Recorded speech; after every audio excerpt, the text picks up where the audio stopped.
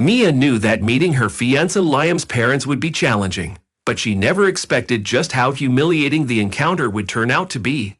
Stepping into the grand foyer of the Parker mansion, she felt small and out of place amidst the cold marble floors, sparkling chandeliers, and the stares of servants moving silently like shadows. Every corner of the home whispered wealth, and every piece of furniture seemed designed to make someone like Mia feel unworthy. Victoria Parker, Liam's mother, greeted Mia with a smile that never reached her eyes. A smile that looked more like a careful arrangement of lips meant to conceal disdain. She surveyed Mia's modest dress, her simple shoes, and gave a small, tight-lipped laugh as if trying to suppress an internal commentary on how out of place this girl was in her meticulously cultivated world. Liam, standing beside Mia, squeezed her hand supportively, but Mia could still feel the icy undertones of his mother's gaze piercing through her confidence. Henry Parker, Liam's father, sat in a high-backed armchair by the fire, barely bothering to rise as they entered. His eyes, like Victoria's, flicked over Mia with an assessing, almost predatory look. He nodded in her direction, his disinterest obvious. "Welcome," he said curtly, barely breaking from the conversation he was having on his phone. His attention was only half on the room, as if Mia wasn't even worth his full gaze. Dinner was served in a dining room that looked more like a gallery than a place to eat. The table was set with silver cutlery and fine china, the kinds Mia had only seen in magazines. Victoria had prepared, or rather had ordered, a multi-course meal consisting of the most exotic dishes. Mia stared at the first course, a complicated-looking creation that seemed to involve raw fish and some kind of foamy sauce. She had never seen anything like it. Victoria watched her closely, her eyes narrowing in satisfaction as Mia hesitated, trying to figure out where to even begin. "What's the matter, dear?" Victoria asked, her voice dripping with fox concern. "Never had tuna tartare before." The words were innocent enough, but the tone sliced like a knife, echoing in Mia's ears, filling her with an overwhelming sense of inadequacy. Liam immediately noticed his mother's intent and cleared his throat to change the subject. But Victoria wasn't done. She leaned in closer, her smile as sharp as broken glass. "Perhaps it's a bit sophisticated for someone who prefers simpler fare," she added, her eyes glittering with malice. Henry, though focused on his food, gave a slight smirk, as if his wife's attempt to demean their guest was a form of entertainment for him. Liam shot his mother a warning glance, but Victoria simply ignored it, her gaze never leaving Mia, waiting for her to falter. Mia, red-faced, carefully picked at her food, trying not to let her discomfort show. She could feel her heart pounding in her chest, the heat rising to her face. She hadn't wanted to come in the first place. She had known deep down that Victoria and Henry would be waiting like wolves ready to pounce. Yet here she was, sitting at a table that cost more than her entire apartment, enduring insult after insult under the guise of politeness. Henry finally joined in, leaning back in his chair. "So Mia," he said, his tone casual but his eyes cold. "Liam tells us you're studying to become a doctor. Quite ambitious for someone from your background, isn't it?" The silence that followed was suffocating. Liam looked like he was about to speak, but Mia decided to take a breath and answer, forcing herself to smile. "I believe everyone deserves a chance to follow their dreams, Mr. Parker," she replied, her voice steady despite her shaking hands. Henry raised his eyebrows, feigning interest. "Oh, indeed, but I hear it's quite a financial burden. I mean, medical school isn't cheap." He paused for effect, "especially for those without certain privileges." Mia bit her lip, holding back the retort that threatened to escape. She could feel Victoria watching her like a cat with a cornered mouse, waiting to see if Mia would crack. Lion squeezed her hand again, this time with more urgency, his silent plea for her to endure just a little longer. But when the main course arrived, an elaborate dish of some sort of sea creature Mia couldn't even name, garnished with flowers, Victoria gave her final blow. "Oh, do be careful, Mia," she said, her voice dripping with mock sweetness. "We wouldn't want you to embarrass yourself in front of everyone." The implication was clear. You don't belong here, and we all know it. Mia could no longer hide her emotions. The feeling of being cornered, judged, and belittled was too much. Mia placed her napkin gently on the table and stood up, her chair scraping loudly against the polished marble floor. "Thank you, Mrs. Parker," she said, her voice trembling slightly. "But I think I've had enough for tonight." She turned to leave, the room spinning around her as she walked away from the table, trying to keep her head high. Liam jumped up, his face flushed with both embarrassment and anger. "Mia, wait," he called after her, but she was already out of the dining room, making her way to the door. Victoria watched her leave, a satisfied smile playing on her lips. "Well, that went about as expected," she said, turning to Henry, who nodded in agreement. She wasn't exactly prepared for this kind of life, was she? Victoria added, sipping her wine, her voice laced with triumph. But Liam wasn't having it. He turned on his mother, his eyes blazing. "Why'd you do this, Mother?" he demanded, his voice filled with a hurt that surprised even Victoria. "Why can't you just let me be happy? Mia is a wonderful person. She doesn't deserve this." Victoria shrugged, not even bothering to hide her indifference. "She's not one of us, Liam. You'll thank me one day for making you see that sooner rather than later." Liam clenched his jaw, looking at his parents with a mixture of disappointment and disgust. "If you can't accept Mia, then you don't accept me," he said, his voice quiet but firm. "I love her. And if you can't respect that, then I have nothing more to say to you." He turned and rushed after Mia, leaving his parents behind in the echoing silence of the grand dining room. As he caught up to Mia outside, he could see tears brimming in her eyes, her composure finally breaking in the dim light of the garden. "I'm so sorry, Mia," he whispered, wrapping his arms around her. "You don't deserve any of this." Mia looked up at him, her tears spilling over. "I can't do this, Liam. I can't keep fighting for a place in a family that doesn't want me." Liam held her tighter, his heart breaking at her words. "Then we'll make our own family," he promised, his voice filled with determination. "We don't need them. All I need is you." As they stood together in the garden, the grand house behind them fading into the darkness, it became clear that this was only the beginning of their struggle. But in that moment, holding each other under the stars, Mia knew she wasn't alone. And that, for now, was enough. Mia often found herself thinking about her father, Michael Smith, especially on nights when everything seemed quiet and peaceful. Too quiet, as if the world was holding its breath, just like the day he vanished. Michael had always been a kind and dedicated father, a man who worked tirelessly to provide for his family despite the hardships. His sudden disappearance 3 years ago left a gaping hole in Mia's life, one that had never fully healed. No one knew what happened. The police investigation had gone cold after months of fruitless searches, vague clues, and dead-end leads. There was no ransom note, no evidence of foul play, just an eerie silence where a devoted father once stood. Mia's mother, Laura, struggled to keep the household together, working long shifts to make sure Mia could continue her studies. Mia had thrown herself into her medical school, hoping that if she worked hard enough, it would somehow make up for the hollow space her father's disappearance left behind. Yet there were always questions that haunted her. Why would Michael, a loving husband and father, leave without a trace? What could have possibly happened to him that would keep him away from his family for so long?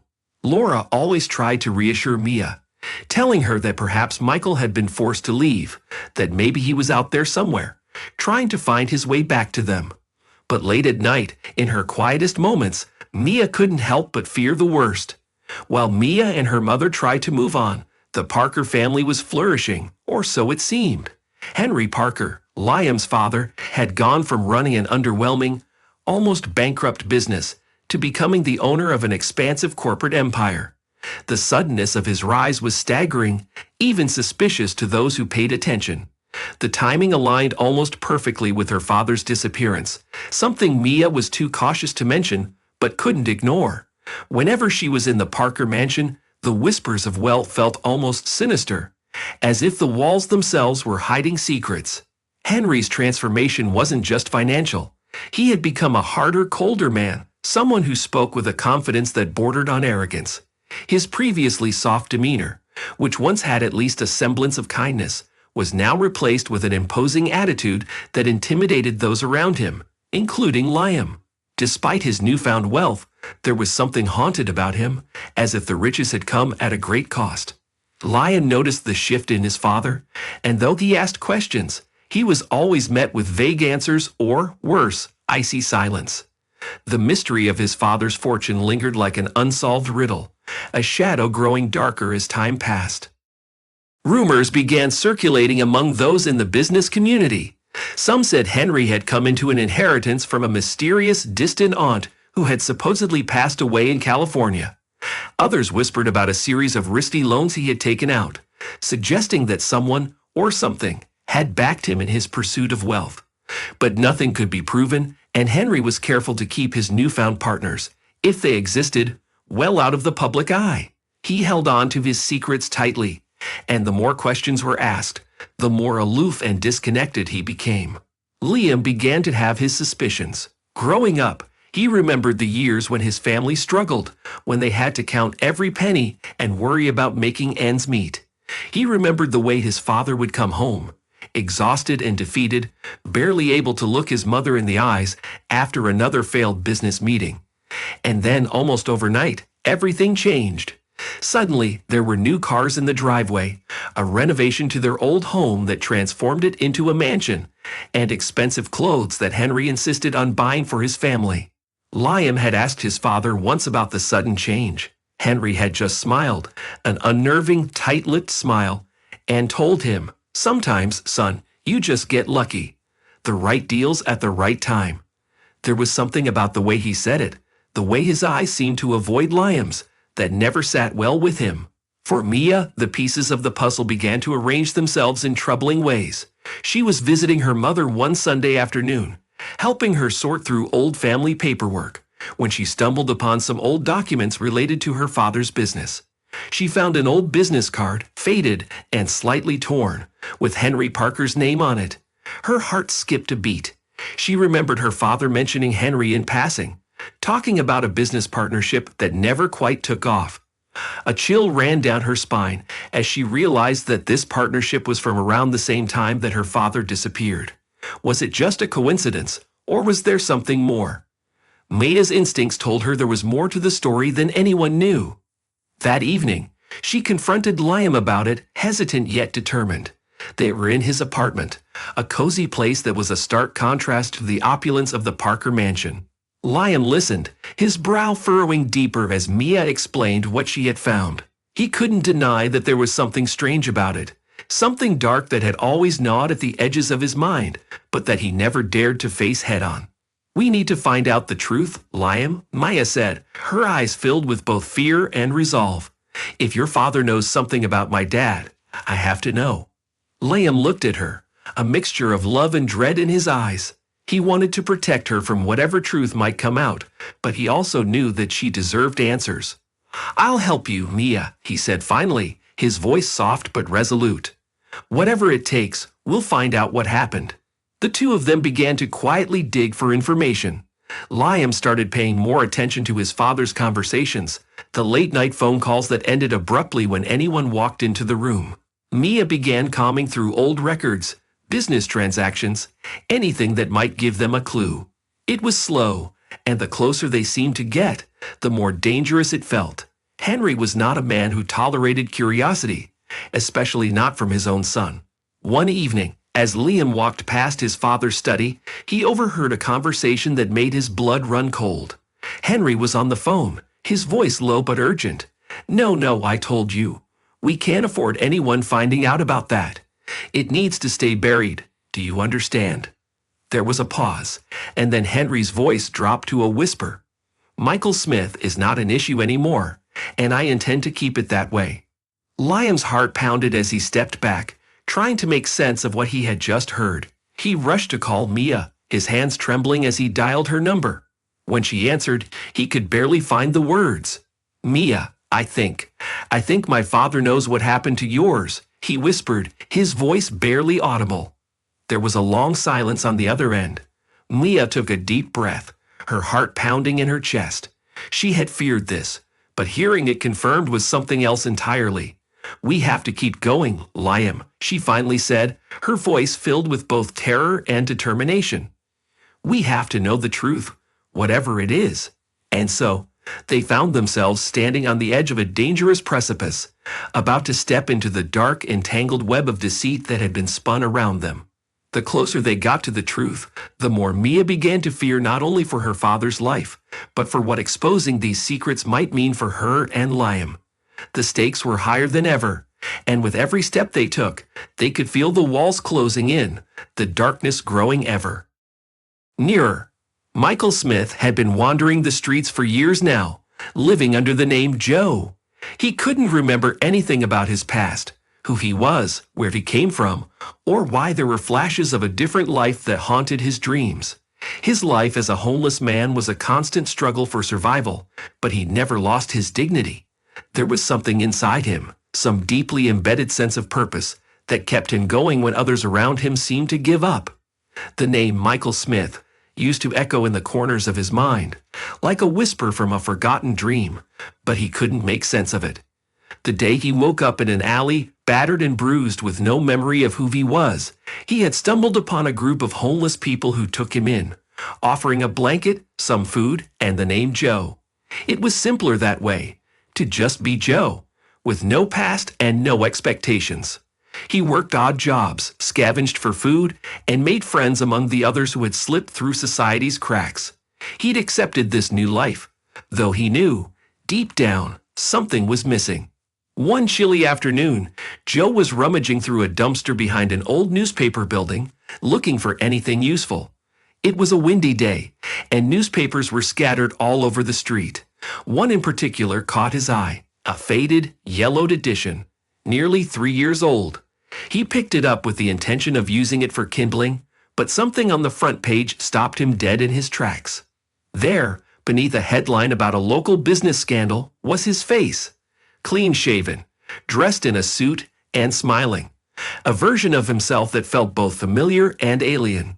His breath caught in his throat as he read the caption, "Businessman Michael Smith goes missing under mysterious circumstances." His hands shook as he read the brief article that followed. It spoke of his sudden disappearance, a large sum of money that had gone missing, and his family's desperate search for him. The words blurred before his eyes as memories flooded back, disjointed, terrifying glimpses of the past he had lost. He remembered his wife, Laura, and his daughter, Mia. He could see their faces, hear their laughter. He remembered the day he was supposed to meet Henry Parker, his business partner. The deal, the drive, the feeling of betrayal. His head throbbed as he struggled to recall the details. Then it hit him like a wave. Henry, his old friend, standing by the side of the road, pretending his car had broken down. Joe, no, Michael, felt a sharp pain in his head as the scene came back to him. He had stopped to help, unaware of the danger lurking. He saw Henry's expression, that strange mixture of desperation and determination, as he had approached. Michael remembered the sudden blow, the world spinning as he fell to the ground. The last thing he saw was Henry's cold, calculating eyes and a shadowy figure stepping out from behind the bushes. Victoria. Michael stumbled back, his legs giving way beneath him as he sank to the ground, the newspaper slipping from his hands. He clutched his head as the memories swirled. Henry and Victoria taking his briefcase, his car, and leaving him for dead. The betrayal was so deep, so complete, that it had fractured his mind, leaving him lost for 3 long years. But now the fog was lifting, and with it came a white-hot fury. He had to find his family. He had to find Mia and Laura, and he had to bring Henry Parker to justice. The determination that had been dormant for so long ignited like a fire in his chest, pushing him to his feet. He knew he couldn't do this alone. He needed help. Michael walked with purpose to the nearest payphone, his fingers trembling as he dialed the number for the police. His voice, though shaky, carried a new strength. "This is Michael Smith. I need to report a crime," he said, his heart pounding as he uttered his real name for the first time in years. It wasn't easy convincing the police.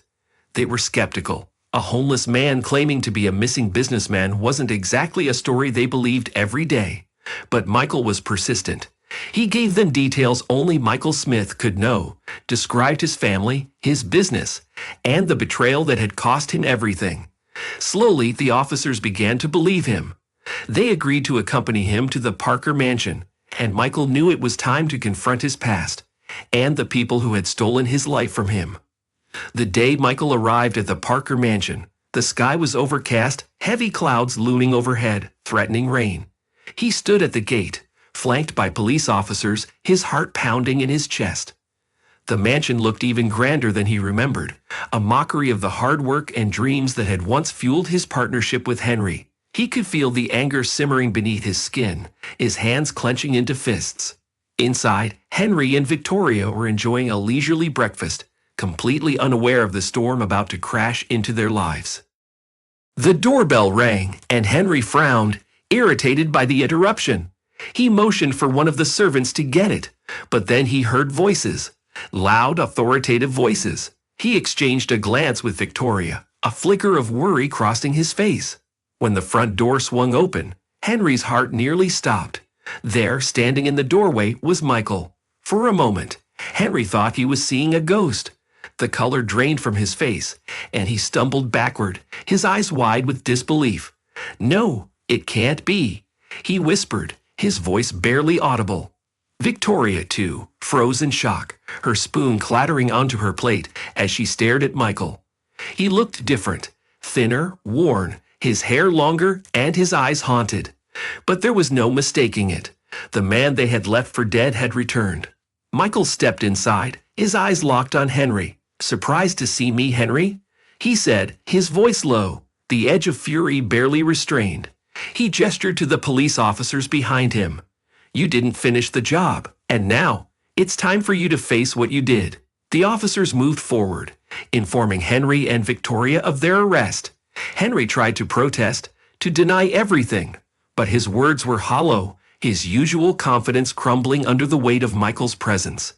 Victoria, too, tried to feign ignorance, her voice trembling as she attempted to argue, but it was no use. The evidence Michael had provided was damning, and the police had already gathered enough to take them in. Liam entered the room just in time to see his parents being handcuffed. His eyes widened as he took in the scene. His parents, Michael, the police. He looked at Michael, then at his father, a sense of dread filling him. "Dad, what's going on?" he asked, his voice cracking. Henry couldn't meet his son's eyes. He looked away, his face ashen, and Liam knew in that moment that whatever this was, his parents were guilty. Michael turned to Liam, his expression softening slightly. "Liam," he said quietly, "I'm sorry you had to find out like this. But your parents, they took everything from me. They took my family, my life." Liam's knees felt weak, and he sank into a nearby chair, his mind reeling. He had always suspected something was wrong, that his father's wealth had come from somewhere dark, but seeing it all come to light like this was shattering. He looked up at Michael, tears in his eyes. "Mia, does Mia know?" he asked. Michael nodded. "She knows, and she's been looking for the truth, just like I have." He paused, then added, "She loves you, Liam. I can see that. I don't blame you for any of this, but you need to know the kind of people your parents are." The officers led Henry and Victoria out of the mansion, their heads bowed in defeat. As they were escorted away, Victoria turned to Liam, her eyes filled with something that almost looked like regret. "Liam," she started, her voice breaking, "we did it for you, for the family." But Liam shook his head, the tears now streaming freely down his face. "No, Mom, you did it for yourselves, and now we all have to live with it." As the police cars pulled away, Michael stood with Liam in the silent mansion.